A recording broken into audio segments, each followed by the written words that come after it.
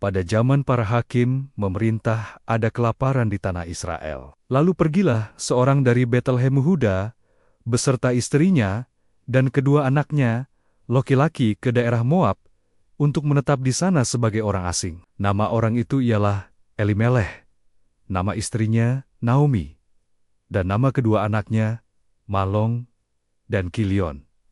Semuanya orang-orang Efrata dari Betlehem Yehuda. Dan setelah sampai ke daerah Moab, diamlah mereka di sana. Kemudian matilah Elimeleh, suami Naomi, sehingga perempuan itu tertinggal dengan kedua anaknya. Keduanya mengambil perempuan Moab, yang pertama bernama Orpa, yang kedua bernama Rut, dan mereka diam di situ kira-kira 10 tahun lamanya. Lalu matilah juga keduanya, yakni Malong dan Kilion, sehingga perempuan itu kehilangan kedua anaknya dan suaminya. Kemudian berkemaslah ia dengan kedua menantunya, dan ia pulang dari daerah Moab. Sebab di daerah Moab ia mendengar bahwa Tuhan telah memperhatikan Samamitnia dan memberikan makanan kepada mereka. Maka berangkatlah ia dari tempat tinggalnya itu bersama-sama dengan kedua menantunya. Ketika mereka sedang di jalan untuk pulang ke tanah Yehuda, berkatalah Naomi kepada kedua menantunya itu,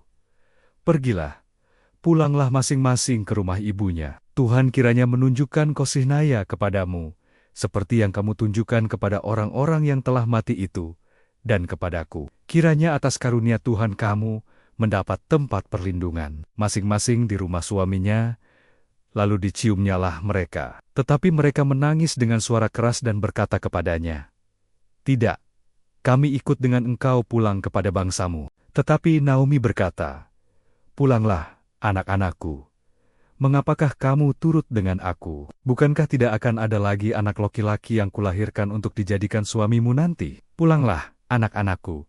Pergilah, sebab sudah terlalu tua aku untuk bersuami. Seandainya pikirku, ada harapan bagiku, dan sekalipun malam ini aku bersuami, bahkan sekalipun aku masih melahirkan anak laki-laki, masakan kamu menanti sampai mereka dewasa? Masakan karena itu kamu harus menahan diri dan tidak bersuami? Janganlah kiranya demikian, anak-anakku. Bukankah jauh lebih pahit yang aku alami daripada kamu? Sebab tangan Tuhan teracung terhadap aku." Menangis pula mereka dengan suara keras. Lalu Orpa mencium mertuanya itu minta diri, tetapi Rut tetap berpaut padanya. Berkatalah Naomi, "Telah pulang iparmu kepada bangsanya dan kepada para allahnya. Pulanglah mengikuti iparmu itu." Tetapi, kata Rut, "Janganlah desak aku meninggalkan engkau dan pulang dengan tidak mengikuti engkau. Sebab kemana engkau pergi ke situ, jugalah aku pergi. Dan di mana engkau bermalam di situ, jugalah aku bermalam.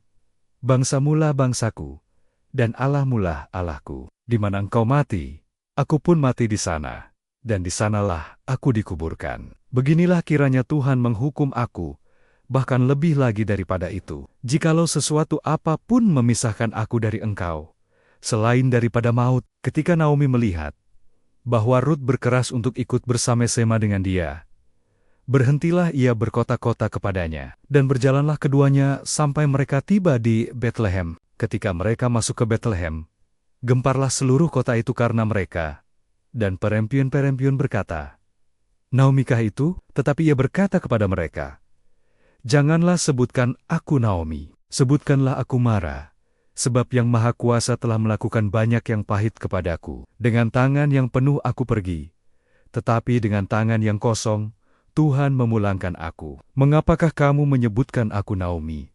Karena Tuhan telah naik saksi menentang aku, dan Yang Maha Kuasa telah mendatangkan malapetaka kepadaku." Demikianlah Naomi pulang bersama-sama dengan Rut, perempuan Moab itu, menantunya yang turut pulang dari daerah Moab.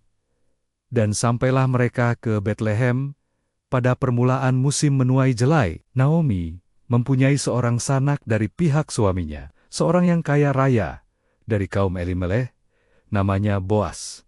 Maka Rut, perempuan Moab itu, berkata kepada Naomi, "Biarkanlah aku pergi ke ladang, memungut bulir-bulir jelai di belakang orang yang murah hati kepadaku." Dan sahut Naomi kepadanya, "Pergilah, anakku." Pergilah ia, lalu sampai di ladang, dan memungut jelai di belakang penyabit-penyabit. Kebetulan ia berada di tanah milik Boas, yang berasal dari kaum Elimelek. Lalu datanglah Boas dari Betlehem. Ia berkata kepada penyabit-penyabit itu, "Tuhan kiranya menyertai kamu."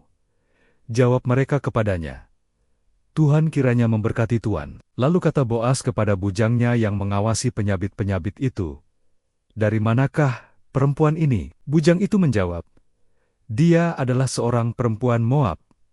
Dia pulang bersama-sama dengan Naomi dari daerah Moab." Tadi ia berkata, "Izinkanlah kiranya aku memungut dan mengumpulkan jelai dari antara berkas-berkas jelai ini di belakang penyabit-penyabit." Begitulah ia datang dan terus sibuk dari pagi sampai sekarang, dan seketika pun ia tidak berhenti.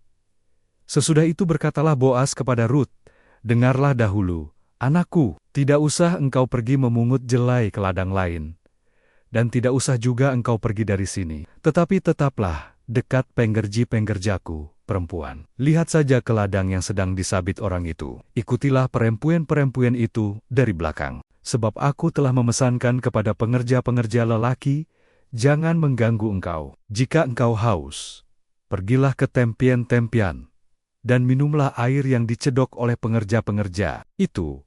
Lalu sujudlah Rut, menyembah dengan mukanya sampai ke tanah, dan berkata, "Mengapakah aku mendapat belas kasihan daripadamu, sehingga Tuhan memperhatikan aku, padahal aku ini seorang asing?" Boas menjawab, "Telah dikabarkan orang kepadaku dengan lengkap, segala sesuatu yang kau lakukan kepada mertuamu, sesudah suamimu mati, dan bagaimana engkau meninggalkan ibu bapamu dan tanah kelahiranmu, serta pergi kepada suatu bangsa yang dahulu tidak engkau kenal. Tuhan kiranya membalas perbuatanmu itu, dan kepadamu kiranya dikaruniakan upahmu sepenuhnya oleh Tuhan, Allah Israel, yang di bawah Syabnia engkau datang berlindung."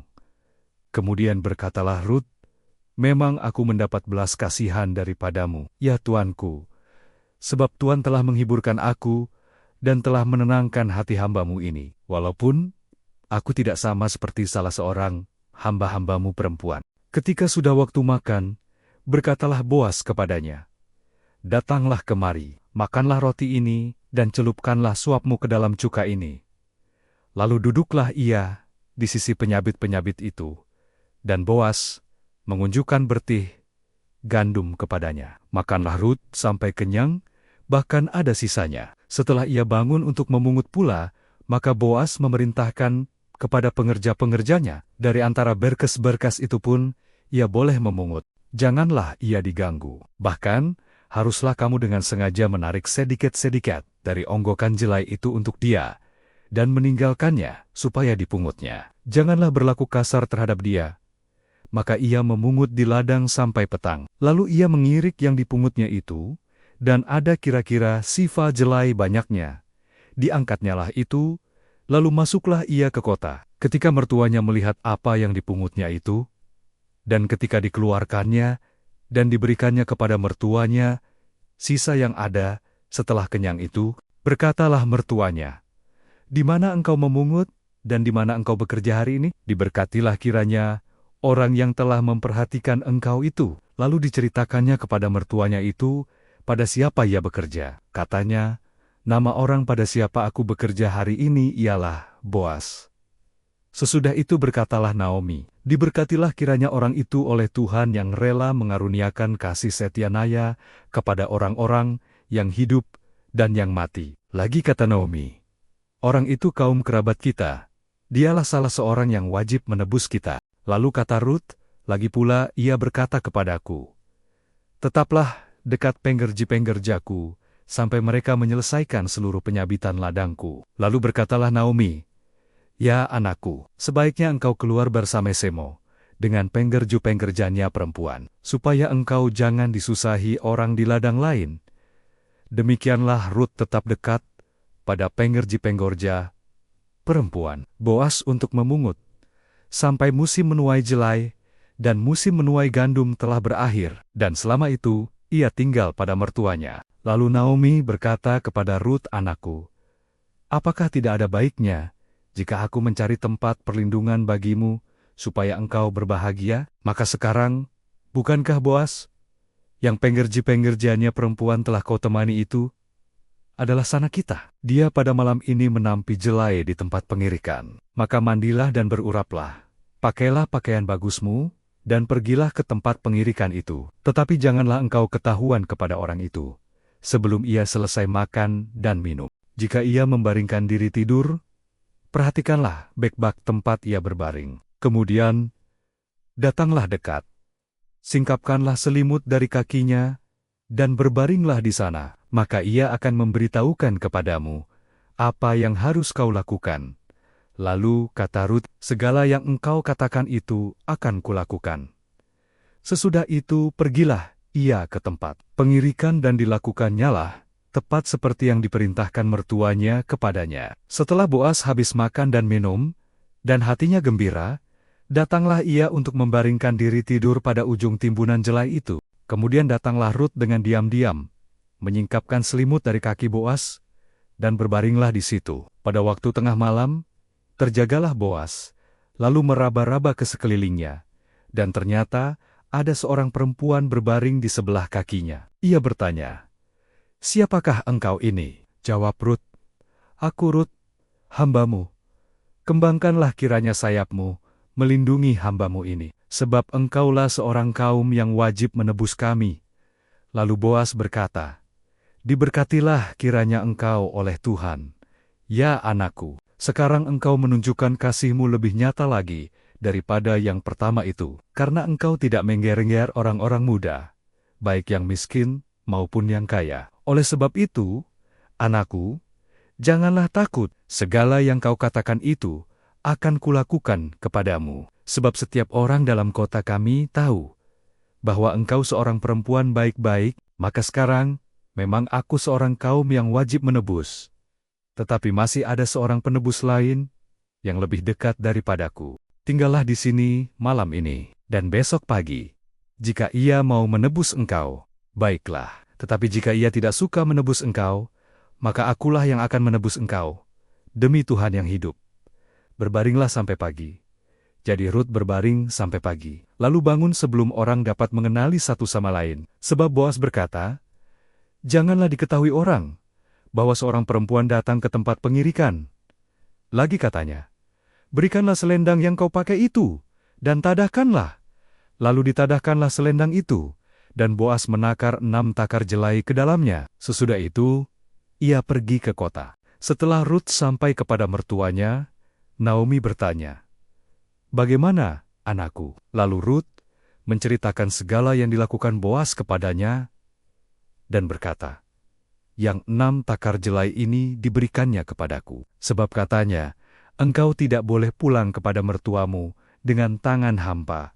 Lalu Naomi berkata, "Duduklah menanti, anakku, sampai engkau mengetahui bagaimana kesudahan perkara itu. Sebab orang itu tidak akan berhenti sebelum menyelesaikannya pada hari ini juga." Boas telah pergi ke pintu gerbang dan duduk di sana. Kebetulan, lewatlah penebus yang disebutkan Boas itu. Lalu Boas berkata kepadanya, "Hai saudara, datanglah dahulu kemari. Duduklah di sini." Maka datanglah ia dan duduk. Kemudian Boas memilih 10 orang dari para tua kota dan berkata, "Duduklah kamu di sini." Dan mereka pun duduk. Lalu Boas berkata kepada penebus itu, "Tanah milik kepunyaan saudara kita, Elimeleh, hendak dijual oleh Naomi yang pulang dari Moab. Aku ingin menyampaikan hal itu kepadamu. Belilah tanah itu di depan orang-orang yang duduk di sini, dan para tua bangsa kita. Jika engkau mau menebusnya, tebuslah. Tetapi jika tidak, beritahukanlah kepadaku, karena tidak ada yang dapat menebus selain engkau, dan sesudah engkau adalah aku." Penebus itu berkata, "Aku akan menebusnya." Tetapi Boas berkata, "Pada waktu engkau membeli tanah itu dari tangan Naomi, engkau memperoleh Rut juga, perempuan Moab, istri orang yang telah mati itu, untuk menegakkan nama orang itu atas milik pusakanya." Lalu penebus itu berkata, "Jika demikian, aku tidak dapat menebusnya, sebab akan merusakkan milik pusakaku sendiri. Engkau saja yang menebusnya." Beginilah kebiasaan dahulu di Israel dalam hal menebus dan menukar untuk menguatkan sesuatu perkara. seseorang menanggalkan kasutnya sebelah dan memberikannya kepada yang lain. Maka penebus itu berkata kepada Boas, "Engkau saja yang membelinya." Dan ia menanggalkan kasutnya. Kemudian Boas berkata kepada para tua-tua dan semua orang di situ, "Kamulah hari ini menjadi saksi bahwa segala milik Elimeleh, Kilion, dan Malong, aku beli dari tangan Naomi. Juga Rut, perempuan Moab itu, istri Malong, aku peroleh menjadi istriku untuk menegakkan nama orang yang telah mati itu atas milik pusakanya, supaya namanya tidak lenyap dari antara saudara-saudara Naya dan dari antara warga kota. Kamulah hari ini menjadi saksi."